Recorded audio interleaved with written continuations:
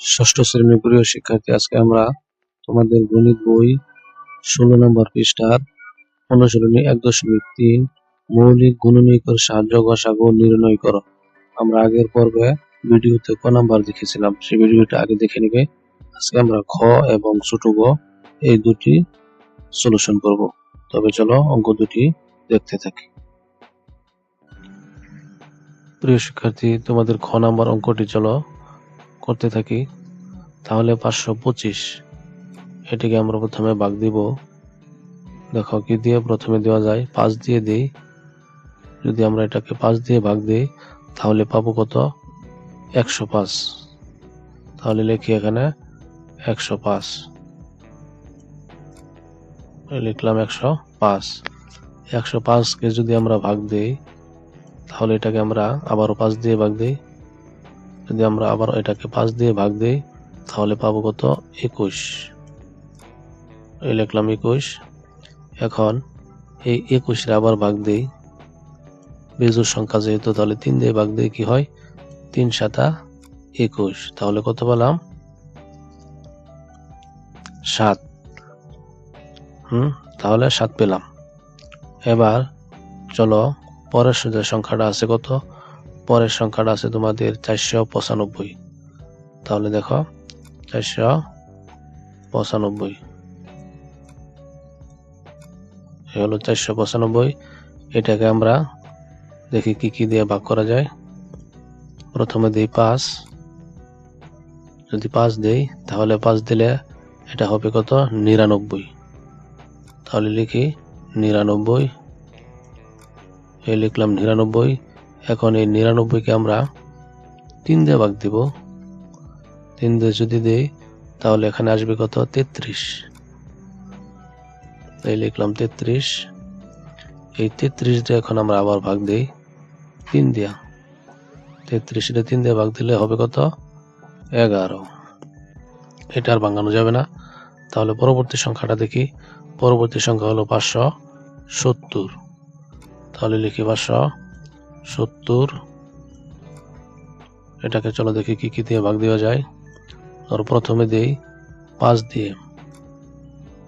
যদি এটাকে প্রথমে 5 দিয়ে দিই তাহলে পাবো কত? 114। দিলাম 114। এখন এই 114 কে আবার দেখি কি দিয়ে ভাগ দেওয়া যায়। ধরো প্রথমে যেহেতু জোড় সংখ্যা আছে 2 দিয়ে দিই। 2 দিলে হবে কত? 57। এই দিলাম 57। এখন 57 এর বেজোড় সংখ্যা দিয়ে ভাগ দিই 3 দিয়ে, দেখি 3 দিয়ে দিলে হবে কত? 19।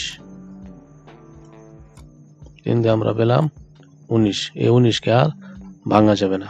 তবে এখন 3টা মিলে চলো দেখি আমরা কি কি পেলাম। তাহলে দেখো এই অঙ্ক থেকে আমরা কি কি পেলাম।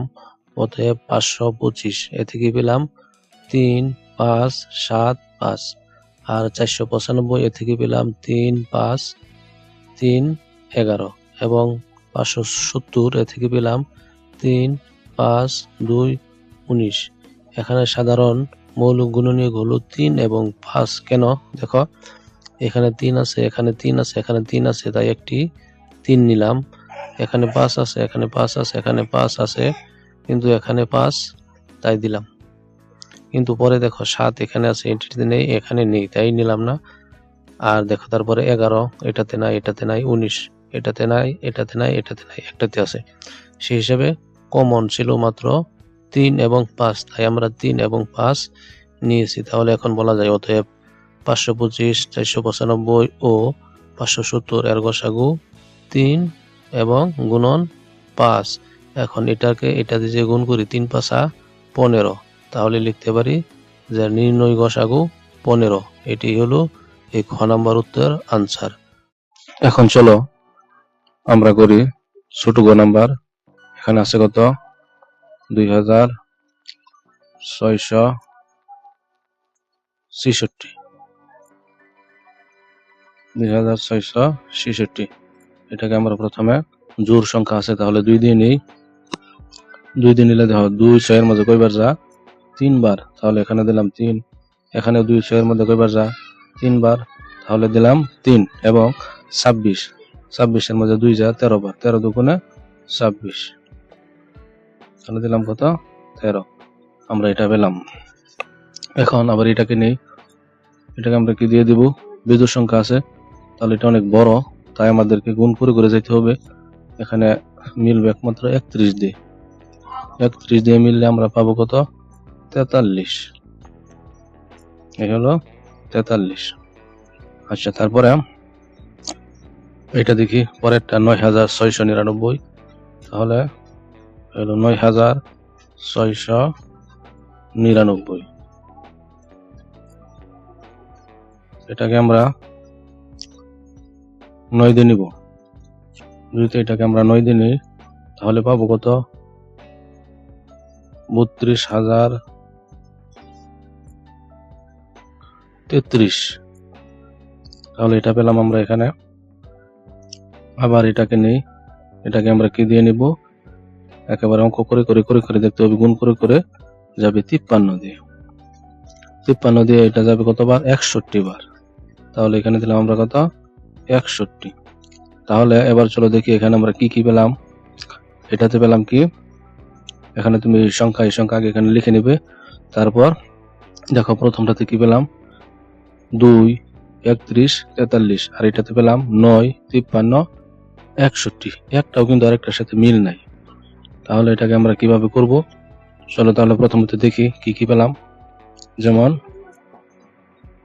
2666, এখানে আমরা পেলাম কত সমান সমান 2 গুণন 31 গুণন 43, আমরা এই 43 এই পর্যন্ত পেলাম। আর এটা থেকে কি পেলাম কত, এখানে 9699, তাহলে এখানে লিখো 9699 সমান সমান দাও। এখানে আমরা পেলাম কি, প্রথমে পেলাম 9, তারপরে কত পেলাম 53,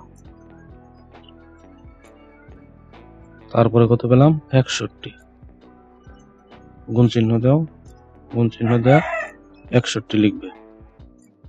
এখন দেখো এখানে আমরা কি নিব, তাহলে এই 2 আছে এখানে কিন্তু নিচে নেই, তাহলে এখানে 31 আছে নিচে নেই, 43 আছে নিচে নেই, 9 আছে কিন্তু উপরে নেই, 5 আছে 53 আছে কিন্তু উপরে 53 নেই, নিচে আছে 61, উপরে কিন্তু 61 নেই।